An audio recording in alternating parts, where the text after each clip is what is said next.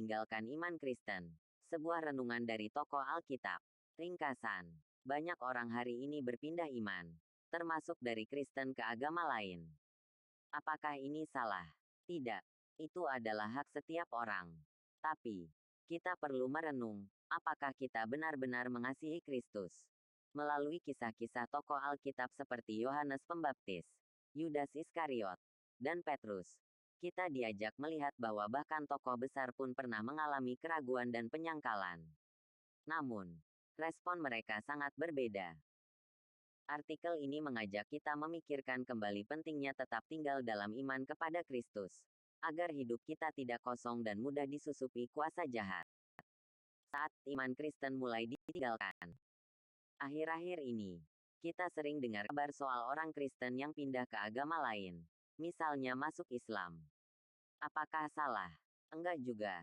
Itu bagian dari kebebasan setiap orang untuk memilih kepercayaan. Tapi ada satu pertanyaan penting. Apakah kamu masih mengasihi Yesus?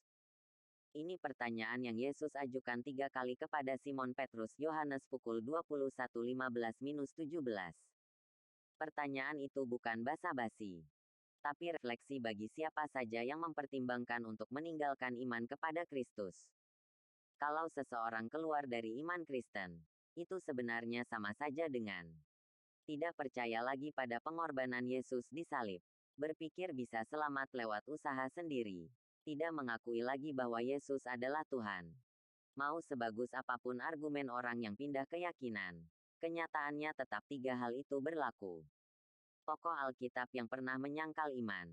1. Yohanes Pembaptis. Yohanes adalah nabi besar yang mempersiapkan jalan bagi Yesus. Tapi waktu ia di penjara, dia mulai ragu. Ia bahkan menyuruh muridnya bertanya, "Engkaukah Mesias itu? Atau harus kami menunggu yang lain?" Matius 11:2-5. Tuhan Yesus Kristus menguatkan kembali iman Yohanes Pembaptis melalui para muridnya. Artinya, dia pun sempat goyah. Tapi Yesus tetap memuji dia. 2. Yudas Iskariot. Yudas adalah murid Yesus yang akhirnya menjual dia. Dia mengkhianati Yesus hanya demi uang. Walau Yesus beberapa kali memperingatkan, Yudas tetap memilih jalan itu. Dan saat menyesal, ia malah bunuh diri, bukan bertobat. 3. Simon Petrus. Petrus adalah murid terdekat Yesus. Tapi saat Yesus ditangkap, Petrus menyangkal mengenalnya 3 kali.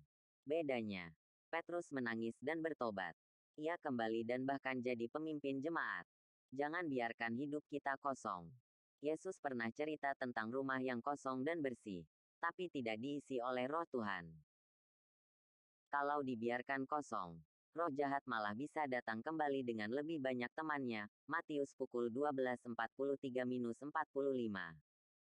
Artinya, kalau hidup kita tidak dipenuhi firman Tuhan, iman kita bisa rapuh dan gampang diserang kegelapan. Pesan penting, percaya Yesus bukan cuma awal, tapi perjalanan seumur hidup. Jangan biarkan hati kosong, isi dengan firman dan Roh Kudus. Tetap berkomunitas dengan sesama orang percaya.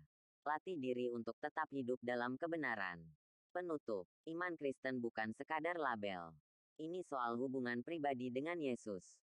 Jangan sampai karena keadaan sulit, kecewa, atau alasan lainnya, kita memilih meninggalkannya. Sebab dia tidak pernah meninggalkan kita.